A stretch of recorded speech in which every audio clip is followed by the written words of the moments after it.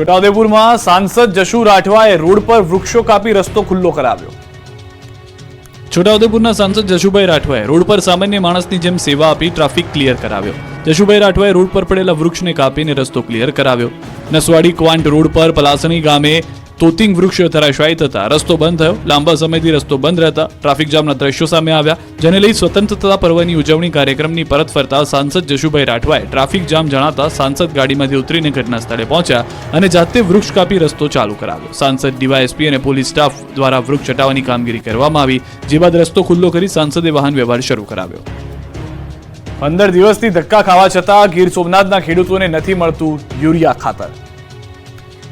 ગીર સોમનાથ જિલ્લામાં ફરી યુરિયા ખાતરની અછતથી બૂમ ઉઠી છે। જિલ્લામાં મોટા પાયે વાવેતર થયું છે। પાકના સારા ઉત્પાદન માટે ખેડૂતોને ખાતરની તાતી જરૂર હોય છે, પણ કોડીનાર તાલુકામાં છેલ્લા 1 માસથી સંઘ મંડળી કે ખાતર ડેપોમાં યુરિયા ખાતર ન મળતા ખેડૂતોમાં રોષ ભભૂકી ઉઠ્યો છે।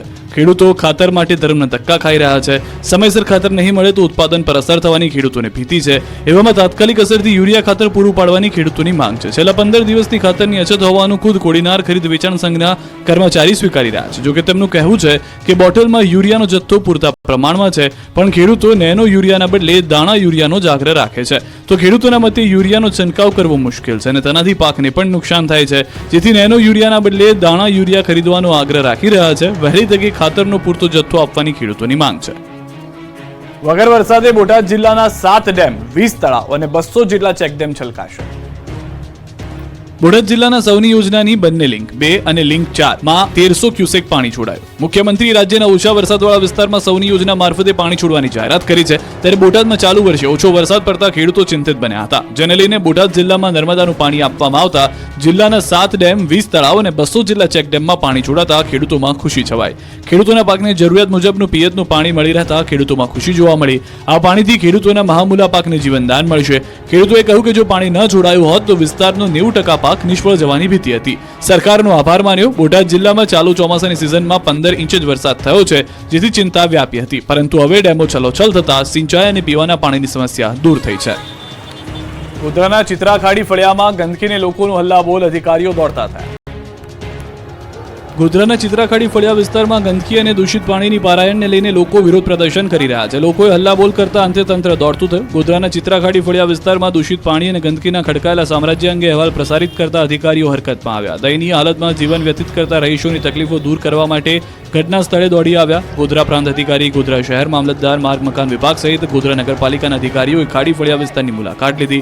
ખાડી ફળિયા વિસ્તારની સમગ્ર પરિસ્થિતિનો તાક મેળવી જમાવડો થયેલા દૂષિત પાણીનો નિકાલ કરવાની કામગીરી શરૂ કરવાના પ્રયાસ કરવાની ખાતરી આપી। સાથે જ ખાડી ફળિયા વિસ્તારમાં ભૂંડના વધતા ત્રાસને લઈ ભૂંડ માલિક સામે કાર્યવાહી કરવાની ખાતરી આપી। ફળિયા વિસ્તારમાં અર્બન સેક્ટર અને આરોગ્યની ટીમ પણ કામે લાગશે। દવાનો છંટકાવ કરી વિસ્તારમાં મેડિકલ ટીમ મોકલી સર્વે કરાશે। સ્થાનિકોને મેડિકલની તમામ સુવિધાઓ આપવામાં આવશે। જે પાણી પ્રાણીઓ પણ ન પીવે તેવું પાણી પીવા મજબૂર બન્યા ગોધરાના લોકો। પહેલી નજરે તમને આ દ્રશ્યો નિહાળીને લાગશે કે ગટર કે પશુઓ માટે પાણી પીવાની કુંડી છે તો કુંડી જ, પણ મજબૂરીની વાત એ છે કે ગોધરાના લોકો આ કુંડીનું ગંદુ પાણી પીવા મજબૂર બન્યા છે। પશુઓ પણ આવું પાણી ન પીવે એટલું ગંદુ પાણી લોકો પીવા માટે મજબૂર છે। ગોધરા શહેરના ચિત્રાખાડી ફળિયા વિસ્તારમાં રહેતા શ્રમજીવી પરિવારોની હાલત ખૂબ જ દયનીય છે। દિવસભર મહેનત કરી જીવન નિર્વાહ ચલાવતા પરિવારને પીવા માટેની પાણી ભરવા માટે ખૂબ જ અગવડતાનો સામનો કરવો પડે છે। અહીં નગરપાલિકા દ્વારા આપવામાં આવતું પીવાનું પાણી ઓછા ફોર્સથી આવતું હોવાથી રહીશોએ જમીનમાં ખાડો ખોદી કુંડી બનાવી છે, જેમાંથી નાના વાસણથી પાણી ભરવું પડે છે। અહીં રહેતા કેટલાક શ્રમજીવી પાસે પાણી ખેંચવા માટે મોટર નહીં હોવાથી રહીશોને ફરજિયાત આ પરિસ્થિતિમાંથી પસાર થવું પડે છે। એક તરફ દૂષિત પાણી નિકાલની ગટર અને બીજી બાજુ પીવાનું પાણી ભરવાની લાઈન હોવાથી રોગચાળો ફાટી નીકળવાનો ભય સતાવી રહ્યો છે। મહિલાઓનું કહેવું છે કે આ પાણીનો પીવો તેમજ જમવાનું બનાવવામાં ઉપયોગ કરવાથી બાળકો અને પરિવારના સભ્યો બીમારીનો ભોગ બની રહ્યા છે, ત્યારે નલ સે જલ યોજનામાં અહીં ફિયાસ્કો જોવા મળ્યો। ગોધરામાં નગરપાલિકાનું કામ એક સામાજિક કાર્યકરે ઉપાડ્યું। રાષ્ટ્રધ્વજ સાથે પશુ હટાવવાનું કર્યું શરૂ। ગોધરા શહેર પણ પશુઓના આતંકથી બાકાત નથી। ગોધરાના રોડ પર પણ પશુઓનો અડીંગો જોવા મળી રહ્યો છે। રખડતા પશુઓ રોડ પર અડ્ડો જમાવી બેસી જતા અનેક લોકો પરેશાન થઈ રહ્યા છે। પશુઓ જનતાને અડફેટે પણ લે છે, પણ પશુઓની આ સમસ્યા તંત્રને દેખાતી નથી। રોડ પર ઢોરના ત્રાસને દૂર કરવાનું કામ નગરપાલિકાનું છે, પરંતુ ગોધરાના સેવાભાવી નગરપાલિકાનું કામ પોતે જાતે શરૂ કર્યું છે। દરરોજ હાથમાં રાષ્ટ્રધ્વજ લઈને ગોધરાની બજારોમાં બેસતા પશુઓને હટાવે છે। સેવાભાવી કૈલાશ કારિયાએ હાથમાં તિરંગો અને લાકડી તેમજ મુખમાં વિસલ સાથે ગોવાળ બની કામગીરી શરૂ કરી। કૈલાશભાઈ પોતે 2 દિવસ અગાઉ બાઇક લઈ પસાર થઈ રહ્યા હતા ત્યારે એક પશુએ તેઓને અડફેટે લઈ ઇજાગ્રસ્ત કર્યા. આ સામાજિક કાર્યકરના મતે કોઈ વાહન ચાલકને અજાણતામાં માર્ગ ઉપર પશુ અકસ્માતનો ભોગ બનાવે જેનાથી અટકાવવા તેમને માટેની કામગીરી પણ એક રાષ્ટ્રભક્તિ જ છે, જેથી આ મુહિમ શરૂ કરી છે. ભાવનગરમાં રસ્તાના કામમાં પોલમપોલનો પર્દાફાશ.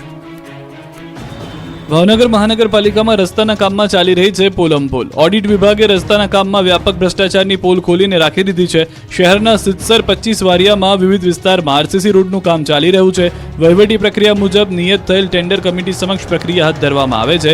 જ્યારે એજન્સીને કામ આપવામાં આવે છે ત્યારે ઓડિટ વિભાગના અધિકારી, સિટી એન્જિનિયર, કાર્યપાલક એન્જિનિયર અને ચીફ એકાઉન્ટન્ટની હાજરી હોવી જરૂરી છે અને તેમની સહી પણ ટેન્ડર પર કરવાની હોય છે. પણ મહાનગરપાલિકાના રોડ વિભાગે આવી કોઈ જ પ્રક્રિયા ન કરી અને સીધા જ દરખાસ્ત કરીને વીપી કન્સ્ટ્રક્શન એજન્સીને 2.34 કરોડનું કામ સોંપી દીધું, જે હવે શંકાના દાયરામાં આવ્યું છે.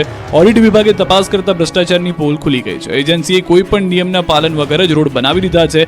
આરએમસી પ્લાન્ટનું મટીરીયલ ન વાપર્યું હોવાનું અને એજેક્સ મશીનથી કામ કર્યાનું સામે આવ્યું છે. બીજી પણ અનેક ત્રુટીઓ સામે આવી ત્યારે હવે ઓડિટ વિભાગ આ મામલે કમિશનરને તપાસ રિપોર્ટ સોંપ્યો છે, જો કે હજુ સુધી આ બાબતે કોઈ નિર્ણય નથી કરાયો. ભાવનગરના રવેચી ધામનો પ્રોજેક્ટ ખોરંભે ચડ્યો. ભાવનગર શહેરમાં વિકાસ થઈ રહ્યા હોવાની મોટી વાતોના બણગા અને શાસકોની ઢીલી નીતિ અથવા તો અણઆવડતના અનેક દાખલાઓ પૈકીના કામનો નમૂનો સામે આવ્યો, જે પૈકીનું એક રવેચી ધામ રૂવાયા લેક ડેવલપમેન્ટ છે. ગુજરાત વિકાસ યાત્રાધામ બોર્ડે ₹4 કરોડની ગ્રાન્ટ મંજૂર કરી અને આ બાબતે ફક્ત ને ફક્ત મહાનગરપાલિકાએ માત્ર આ કામનું સંચાલન કરવાનું. તેમાં પણ મહાનગરપાલિકાનું તંત્ર નિષ્ફળ ગયું. આ કામ એજન્સી દ્વારા 1 વર્ષમાં પૂર્ણ કરવાનું છે, જે કામ આજે પણ અધૂરું છે. આજે આ કામને 3.5 વર્ષના વહાણા વીતી ગયા છે, તેમ છતાં માંડ 70% જ કામ થઈ શક્યું. રવેચી ધામ ડેવલપમેન્ટ પ્રોજેક્ટ 3.5 વર્ષે પણ અધૂરો છે. આ પ્રોજેક્ટમાં 5 સિટી એન્જિનિયર બદલાઈ ગયા છે, 3 ચેરમેન બદલાયા, 2 કમિશનરની બદલી થઈ ચૂકી છે, છતાં આ પ્રોજેક્ટ પૂર્ણ થયો નથી. ત્યારે કોન્ટ્રાક્ટરે પણ હાથ ઊંચા કરી દીધા છે. કલેક્ટર કચેરી મહાનગરપાલિકાને રજૂઆત કરીને આ કામમાંથી મુક્ત કરવા એજન્સીએ પત્ર વ્યવહાર કર્યો છે. તંત્ર એજન્સીને બ્લેકલિસ્ટ કરવાની નોટિસ ફટકારી છે, પણ આજ સુધી તેનું પરિણામ આવ્યું નથી. વહેલી તકે અધૂરા કામો પૂર્ણ કરવામાં આવે તેવી લોક માંગણી ઉઠી રહી છે. અમદાવાદમાં ધર્મની બહેનને મદદમાં મળ્યું આધેડને મોત. અમદાવાદમાં એક આધેડને ધર્મની બહેનની મદદ કરવાની મોતની સજા મળી. અગાઉના ઝઘડાની અદાવતમાં 7 મહિના બાદ રાણીપ વિસ્તારમાં હત્યાનો બનાવ બન્યાનું જાણવા મળ્યું. આરોપીએ છરી લઈને ઠાકોર પરિવાર પર હુમલો કરતા એક વ્યક્તિનું મોત નીપજ્યું અને 2 યુવક ઇજાગ્રસ્ત થયા. અમદાવાદના રાણીપ વિસ્તારમાં આવેલા ઠાકોરવાસમાં નટવરજી ઠાકોર અને તેનો પરિવાર પર અજય ઉર્ફે સુનિલ ઠાકોરે છરી લઈને હુમલો કર્યો.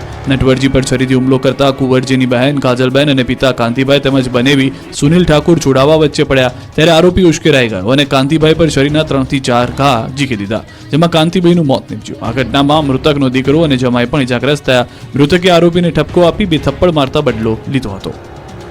દેશભરમાં પારસીઓએ નવા વર્ષની કરી ઉજવણી. વલસાડમાં પણ પૂજા અર્ચના થઈ. દેશભરમાં પારસીઓના નવા વર્ષની ઉજવણી કરવામાં આવી. પારસીઓનું નવું વર્ષ એટલે નવરોઝ. દેશ અને દુનિયાભરના પારસીઓ નવા કેલેન્ડર વર્ષ 1394ના પ્રથમ દિવસને નવરોઝ તરીકે ઉજવણી કરતા જોવા મળ્યા.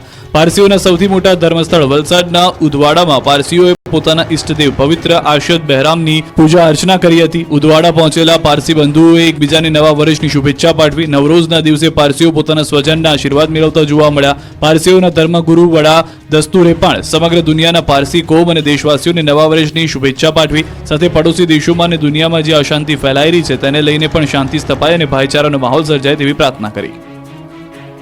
ભાઈની રક્ષા માટે સોના ચાંદીની રાખડી ખરીદવા લોકો થયા ક્રેઝી. રક્ષાબંધનને લઈને ભાઈની રક્ષા માટે બજારમાં રાખડીઓની ધૂમ ખરીદી થઈ રહી છે. ત્યારે આ વખતે બહેનો પોતાના ભાઈની રક્ષા માટે સોના ચાંદીની રાખડી ખરીદવા ક્રેઝી થયા છે. અમદાવાદમાં સોના ચાંદીના ભાવ ઘટતા હવે બજારમાં સોના ચાંદીની ખરીદી જોવા મળી રહી છે. રક્ષાબંધનના પર્વ પર અમદાવાદના સોના ચાંદીની રાખડી ખરીદવાનો ટ્રેન્ડ જોવા મળ્યો છે. બહેનો પોતાના ભાઈ માટે રક્ષાબંધનના પવિત્ર તહેવારે સોના ચાંદીની રાખડી આપી રહી છે. માર્કેટમાં સોના ચાંદી માટે અવનવી વેરાયટી જોવા મળી. 10,000 થી લઈને 80 લાખની કિંમત સુધીની સોનાની રાખડી બજારમાં જોવા મળી રહી છે, જ્યારે ચાંદીમાં 50 લાખની કિંમતનો સ્ટોક આવ્યો છે. આ વખતે રાખડી ખરીદવા માટે જ્વેલર્સની દુકાનમાં સૌથી વધારે ભીડ જોવા મળી. બહેનો રુદ્રાક્ષવાળી, ઓમ ગણપતિ લખેલી રાખડીઓ વધારે પસંદ કરી રહ્યા છે. ઓમ, સ્વસ્તિક, હેપી બ્રધર, બેસ્ટ બ્રધર સહિતની રાખડીના વધારે ઓર્ડર મળી રહ્યા છે. પાકિસ્તાનની મહિલા 30મી વખત પીએમ મોદીને રાખડી બાંધશે. પાકિસ્તાનમાં જન્મેલી આ મહિલા સતત 30મી વખત પીએમ મોદીને રાખડી બાંધશે. વડાપ્રધાન નરેન્દ્ર મોદીને પોતાનો ભાઈ માનીને છેલ્લા 29 વર્ષથી રાખડી બાંધી રહેલી ફરી એકવાર દિલ્હી જશે અને પોતાના ભાઈને રાખડી બાંધશે. 19મી ઓગસ્ટના રોજ રક્ષાબંધનના દિવસે તેમને રાખડી બાંધવા દિલ્હી જવાની તૈયારી કરી રહી છે. આ સતત 30મું વર્ષ હશે જ્યારે કમર શેખ પોતાના ભાઈ અને દેશના વડાપ્રધાન નરેન્દ્ર મોદીને રાખડી બાંધશે. પ્રધાનમંત્રી નરેન્દ્ર મોદીને ભાઈ માનનારી કમર શેખનો જન્મ પાકિસ્તાનના કરાચી શહેરના એક મુસ્લિમ પરિવારમાં થયો. વર્ષ 1981માં કમર શેખે મોહસિન શેખ સાથે લગ્ન કર્યા. ત્યારથી તે ભારતમાં સ્થાયી થયા છે. વર્ષ 1990થી કમર શેખ પીએમ મોદીના સંપર્કમાં છે. કમર શેખ પીએમ મોદીને પોતાના ભાઈ અને પીએમ મોદી તેમને બહેન માને છે. રક્ષાબંધનના તહેવારને ધ્યાનમાં રાખીને કમર શેખ પોતાના હાથથી પીએમ મોદી માટે રાખડી બનાવે છે અને પીએમ મોદીના કાંડા પર રાખડી બાંધે છે. બજારમાંથી રાખડી ખરીદતા નથી, પરંતુ દર વર્ષે રક્ષાબંધન પહેલા જાતે જ રાખડી બનાવી પીએમને રક્ષારૂપી રાખડીનો ધાગો બાંધે છે. આ વખતે વેલ્વેટથી રાખડી બનાવી છે, તેમાં મોતી અને જરદોશીનો ઉપયોગ કર્યો છે. બનાસકાંઠાની મૂકબધિર મહિલા હસ્તકલાની વસ્તુઓ બનાવી બન્યા આત્મનિર્ભર. મૂકબધિર મહિલાઓ માટે પ્રેરણા. આપ દ્રશ્યોમાં પોતાના હાથેથી અનેક હસ્તકલાની ચીજવસ્તુઓ તૈયાર કરતી જે મહિલાઓને જોઈ રહ્યા છો, તે મહિલા કોઈ સામાન્ય મહિલા નથી, પરંતુ આ મહિલા મૂકબધિર મહિલા છે, જે તો ન બોલી શકે છે, ન તો સાંભળી શકે છે. આજે પાલનપુરના હનુમાન ટેકરી વિસ્તારમાં રહેતા હેતલબેન મોઢ. આર્થિક સંકટ હોવા છતાં હેતલબેન મોઢે હિંમત હાર્યા વગર પરિવારની જવાબદારી પોતાના શિરે ઉપાડી લીધી. પાલનપુરની જ એક સંસ્થા પાસેથી પોતે હસ્તકલાની તાલીમ મેળવી હસ્તકલાને જ પોતાના પરિવારનો આર્થિક સ્ત્રોત બનાવ્યો. અલગ અલગ હસ્તકલાની ચીજવસ્તુઓ તૈયાર કરી તેનું વેચાણ કરી આત્મનિર્ભર બન્યા. પોતાના હુનર આવડત થકી મહિને 10,000ની કમાણી કરી સ્વમાનભેર પોતાના પરિવારનું ગુજરાન ચલાવી રહ્યા છે. છેલ્લા 2 વર્ષથી હેતલબેન મોઢ હસ્તકલાની અવનવી ચીજવસ્તુઓ બનાવી આર્થિક રીતે પગભર બન્યા. હેતલબેને હસ્તકલાની અવનવી ડિઝાઇનવાળી ડાયમંડ, મોતી, રુદ્રાક્ષ અને કાર્ટૂનવાળી રાખડીઓ સહિત ગિફ્ટ પેકિંગ જેવી 200 થી 300 પ્રકારની મનમોહક રાખડીઓ બનાવી છે. તેમજ 5 થી વધુ દિવ્યાંગ મહિલાઓને તાલીમ આપી આત્મનિર્ભર બનાવવાનું કાર્ય કર્યું. ત્યારે મક્કમ મનોબળ અને દ્રઢ આત્મવિશ્વાસ આગળ શારીરિક ક્ષતિ પણ ઘૂંટણીએ પડે આ વાક્ય સાર્થક થયું છે.